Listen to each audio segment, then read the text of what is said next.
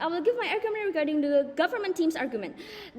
The problem wasn't actually the facility, but it's actually about the system. The sentences said by the government is very inaccurate because actually the system is judged by the facilities. Curriculum change are not always justified by a poor education system, but so that the system applied in the country can be applied in all parts of the country. It is possible that the 2013 curriculum is good on the island of Java, but not necessarily good outside Java. Because of what? Because there are less facilities. Let alone technology, they don't even have books. Where is in that curriculum, we really need a lot of books. The second one is they can't win because the teacher doesn't even know what to discuss because of the curriculum. The teacher cannot discuss or deliver the required material because of the facilities provided are limited. Students also do not have the opportunity to cultivate curiosity to ask about upcoming materials such as books, computers, the modules of competition, etc. The government says about his past experience about misconception that happened to his teachers due to the wrong information listened on the book. Actually, this does not match the fact on the ground. What is wrong is not 100% of the curriculum, but there are two possibilities. Teachers who are less precise in conveying information derived from the book, or book publishers who misplace information. Not everything should be considered in a hurry. Little by little changing a curriculum. What will we do later if the new curriculum there are misinformed books too? Changing the curriculum again, we can check all aspects and parties one by one first. If they are correct and appropriate, then we can change the system of delivering the information, not change the overall curriculum. The world of education is a world that cannot be taken light and ignored by many people. The world of education also cannot be changed at will, because if we keep changing education in one country, then all the structures in education will be changed. Therefore, it is not wise to change the curriculum every time. We can take a simple example, namely the many students who are stressed and overwhelmed about their mounting tasks because more troublesome curriculum changes. Unwittingly, changing the curriculum is not only troublesome for children, but also for the parents, because when their children are confused, they have to help them. In the process of helping, of course, parents will be angry if their children cannot do that. And eventually, creating family relationship, they are not harmonious. In addition, the learning process in school is ineffective because teachers and students are still not familiar with the material and are forced to keep going. So the best thing to do based on the government is not 100% correct, and we want to clarify it. The first one is equalized book and national grades. Needs are different because schools, teachers, and students are heterogeneous. So it is better for the school to choose a book publisher that is guaranteed, because those who know their needs are themselves, not the government.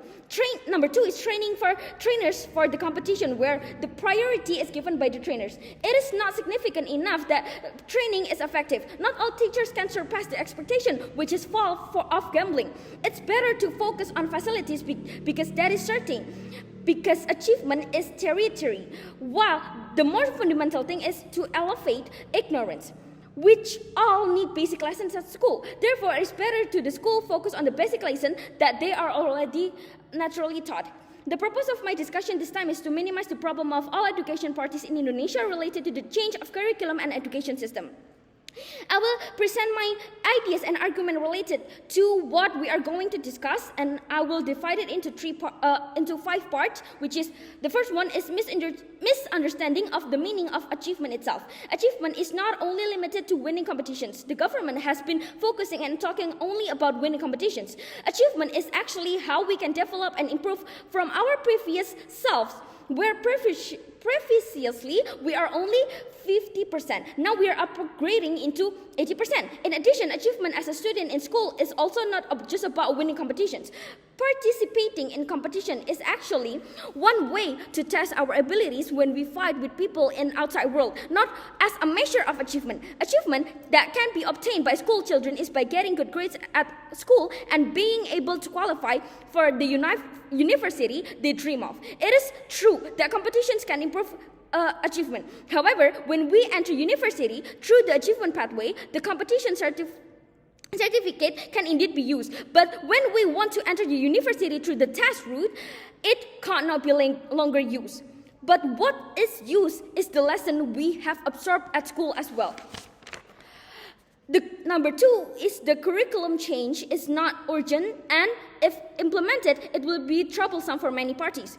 Changing the curriculum is something that is classified as not urgent at all after the change to the independent curriculum around 2019 and 2020. Because this curriculum already teaches about academic and non-academic balance, which combines creativity activities outside the classroom and lessons that are classified as exacts.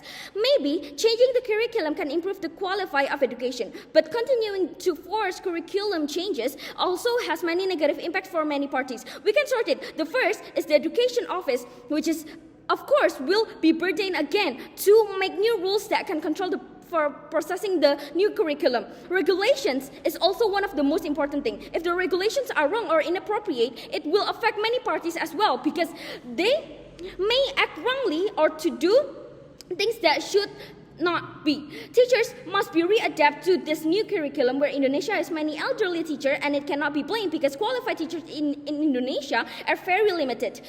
When teachers find it difficult to adapt to the new curriculum, the delivery of material delivered to students will be chaotic. Every curriculum change will also require a change of books, which wasted the budget that could have been used for many other things such as school facilities. Instead of changing the curriculum, it is better to improve the facilities first.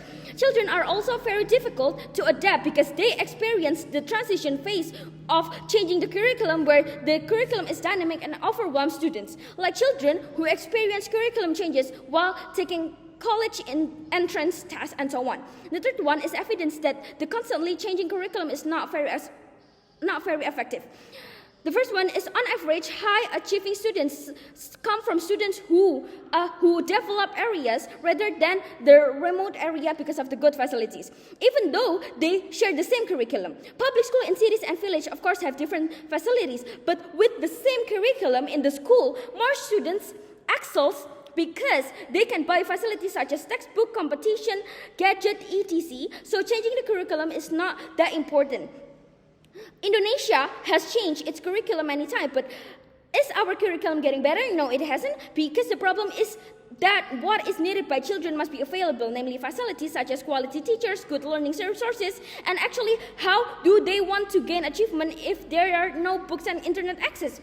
Not that the curriculum is not essential, but it's all about urgency and priority for the students. The fourth one is the curriculum implemented in Indonesia is quite good.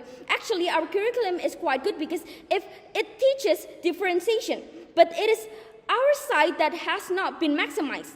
So it's not the curriculum's fault, but the people's, because it hasn't been maximized. Like the teachers who are less qualified, and so on. The fifth one is developing what we've had. A lot of developed countries with better achievement don't change the curriculum.